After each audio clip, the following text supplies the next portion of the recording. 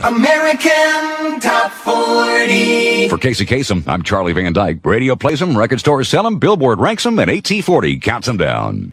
Now, we're up to the song by the band who wrote their own bios. Now, usually, when a band releases a new album, their record company releases a set of biographies on the members written by a professional publicist. But the English band Duran this time around, have written their own bios, each member writing about another member. This isn't heavyweight material, but it gives a view of how the members of Duran see one another. Andy Taylor wrote about John Taylor. He's a very tall, handsome, cynical chap. He's got very big feet, possibly the biggest pair of feet I've ever seen. Now, big-footed John Taylor wrote about Nick Rhodes. Nick always listens to me. Like when I told him Kajagoogoo was a load of rubbish and not to produce their song Too Shy, he went on to produce it and make it #1 around the world. About Simon Le Bon, Roger Taylor said, he had heard this bunch of weirdos called Duran were looking for a singer. He was elected before he ever sang a note. Maybe it was his strikingly strange but good looks, or just his very odd dancing. And finally, Nick Rhodes wrote about Roger Taylor. His handwriting is legible, and his hair is always in place. He rarely makes mistakes when we play live. I must remember to buy him a belated wedding present. That's the members of Duran writing about each other in a biography sent out to the press. Their current hit is at #3 this week, The Wild Boys. Wild Boys! Wild Boys! Wild Boys! American Top 40. Now we're up to the story of the biggest British supergroup of the 80s and how they went through 10 lead singers before they found the right one. The members of the band thought it was sort of like casting an actor for a special role. He had to look the part. He had to fit the stylish image of the band. They were looking for someone who was a cross between Lou Reed, Iggy Pop, and David Bowie. Well, one night, the guys were hanging out at a club called the Rum Runner in their hometown of Birmingham, England. In walked a drama student from the local university, and he looked the part perfectly. Bleached hair with a brassy orange tinge. Black shades, tight trousers, leather jacket, black shiny boots. But more than just the look, he had a great attitude. So what if he couldn't hit every single note on key? Simon Le Bon was in. Keyboard player Nick Rhodes told Spin magazine, "Our management tried to persuade us for months to get another singer because Simon couldn't sing properly. He was singing out of tune at our concerts. But John and I said, it didn't matter. He looks hip and he's got a good attitude." End of quote. And Nick's instinct was right.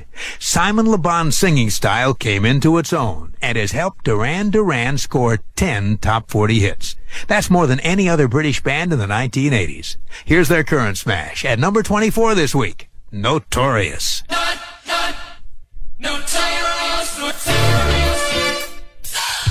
Casey's Top 40. Now we're up to the latest hit for a rock and roll hero who's also a real-life hero. Here's the story. Duran's Simon Le Bon told us that he's had a passion for sailing ever since he was 9 years old, which is why he wound up as one of a 6-man crew on a sailboat called the Drum in the annual Fastnet race. They set out from England's Isle of Wight in August of 1985, racing a flotilla of other boats to the coast of Ireland. But the Drum wasn't destined to finish that race. Just a few days out, as they passed through the North Atlantic, a fault in the structure of the keel caused the boat to capsize, to turn over in the middle of the ocean. 4 of the crew members, including Simon, were able to get off before it flipped over, and they hung on desperately to the bottom of the boat. But the other 2 crew members were trapped in their bunks inside the inverted sailboat, unable to escape. Simon says, quote, "I was absolutely petrified. I didn't know what was going on. But then I heard their screams. 'Help me, save me, I'm drowning.' At first, we couldn't find them, and we could hear them beginning to go. As the screams grew weaker, Simon and the others dived under the boat again and again until they finally found the entrance to the bunk room. When they got in, they discovered there was hardly any air left at all. The trapped crew members had only minutes, perhaps seconds, to live. Simon helped guide his 2 shipmates through the freezing water and out into the fresh ocean air. But the ordeal wasn't over yet. The exhausted sailors clung to the boat for hours until they were finally picked up by the Royal Navy Rescue Service. Thanks to the bravery of Simon and his shipmates, all the crew members were saved. Now, here's Simon Le Bon, courageous sailor and brave lead singer of Duran at #33 in our countdown with All She Wants Is. All she wants is Casey's Top 40. I'm Casey Kasem. These are the 40 biggest British hits of the 1980s. Now, rocking it at number 35, here's the number one British group of the 80s. Back at the beginning of the decade, they were sleeping in a van, playing small gigs, and each earning only $25 a week. But their music caught on with fans, and before long, a major record label offered them a deal. By 1983, they were rock video superstars. They also played a command performance before the Prince and Princess of Wales, Charles and Di. Then, in 1984, the band passed another milestone, scoring their very first number one hit in the USA. Here's Duran Duran with The Reflex. Casey's Coast to Coast. And that means we have a brand new number one song this week on Casey's Top 40, brought to you by Nestle Crunch. This week's number one is by a British band that took its name from a movie about an extraordinary universe, a film that starred Jane Fonda as an intergalactic sex symbol. The movie came out back in 1968. It was directed by Frenchman Roger Vadim, who was married to Jane Fonda at the time. The film was a moderate success back in '68, but in the years since, it's become a major cult movie. It's called Barbarella. That's the name of the character played by Jane Fonda, a character she plays with a good deal of tongue-in-cheek. You see, the film was done in the style of a comic book, in which Barbarella is a space adventuress who keeps getting into all sorts of scrapes. Most of them involve her losing some portion of her skimpy outfit. In the course of the movie, Barbarella is sent on an intergalactic mission to find and retrieve a brilliant but mad scientist with an unusual name. Well, for some reason, that name appealed to a group of young and up-and-coming British musicians, and they used that name as the name of their band. The name you can find on the song that this week becomes that band's fourth number one. The brand new number one song in the USA on Casey's Top 40 is Ordinary World by the band named after the mad scientist in Barbarella, Duran Duran.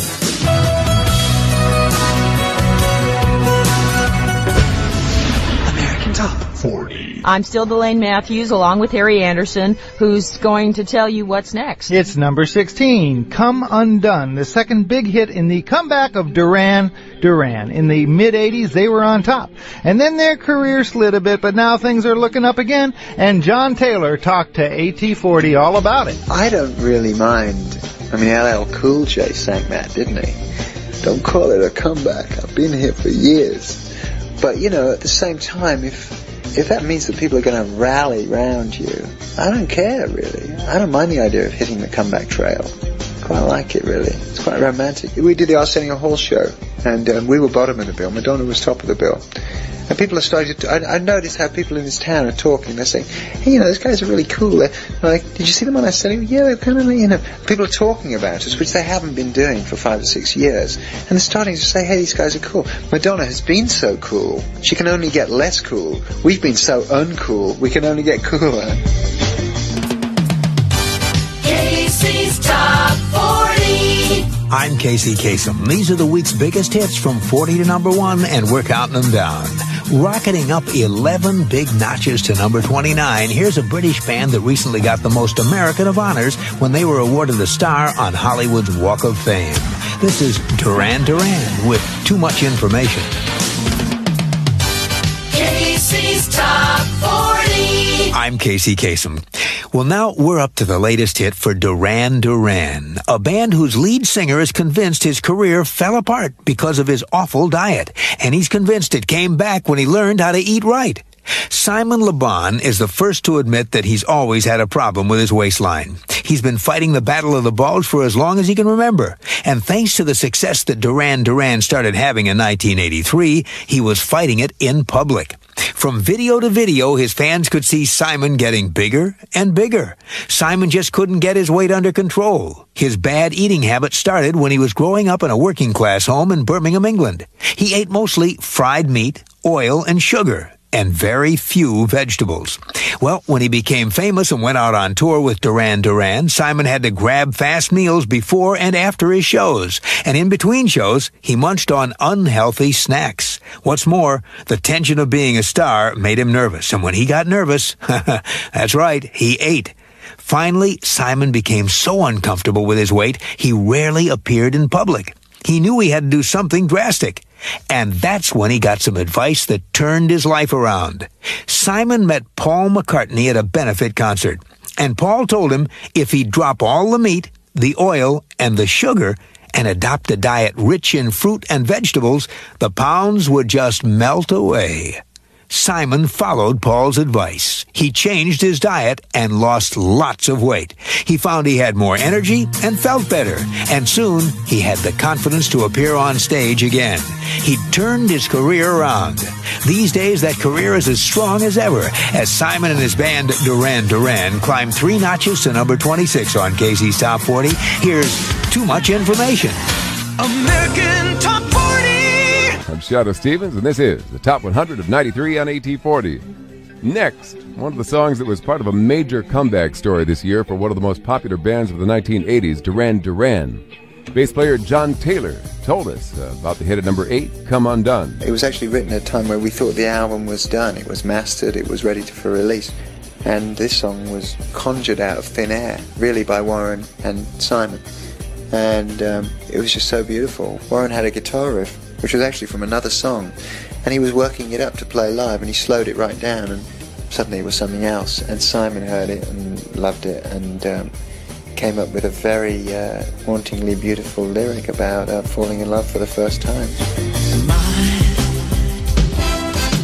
Casey's biggest hits. A year ago this week, one of the biggest hits in the USA was Ordinary World by a band that got a lot of attention with its first video. Not because everybody played it, but because nobody played it. It was back in 1981 that Duran Duran was on the verge of making it. They decided that part of their plan was to produce high-tech, visually astounding videos that would get them noticed right away. And with their first video for a song called Girls on Film, that's what they did. What was also noticed was that the video was pretty risque. These days it wouldn't raise an eyebrow, but back then it was banned by both the BBC and MTV. That definitely got Duran Duran noticed. So when the next Duran Duran video came out, everybody wanted to see it. And that started the career that led to one of the biggest hits in the USA a year ago this week. Casey's biggest hits. 2 years ago this week, one of the biggest hits in the USA was Ordinary World, the comeback hit for a group whose members were barely on speaking terms. So they agreed on a 3-year vacation in order to keep the band alive. It was back in 1988 that the members of Duran Duran finally decided they had to do something to save the group. After nearly a decade together and constant touring, they were constantly on each other's nerves. They just couldn't work together. And so in order to keep the band from ending, they agreed to shut down for 3 years, to pursue solo projects and to think about things. And when they finally got back together, they found the old spark was still there. A spark they rekindled with their comeback hit, a song that was one of the biggest hits in the USA 2 years ago this week.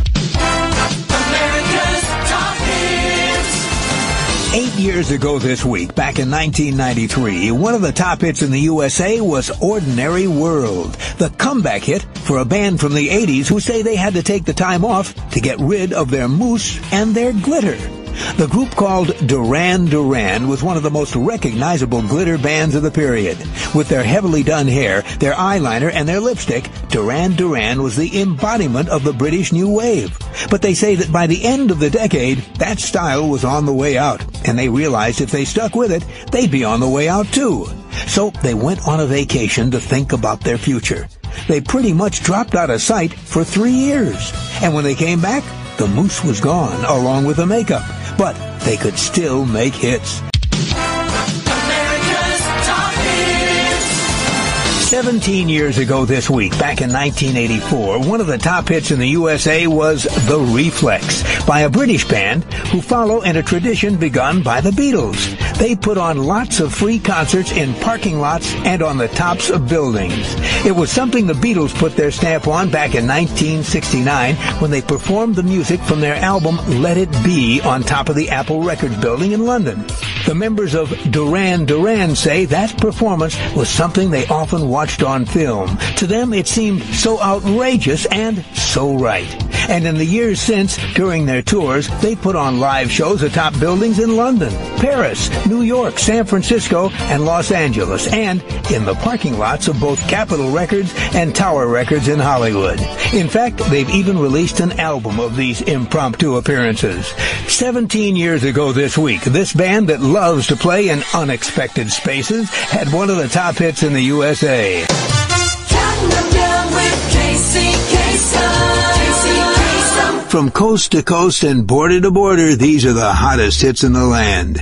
25 years ago, one of the most listened to songs was the breakthrough smash by Duran Duran. It's a song that they recorded in a single afternoon.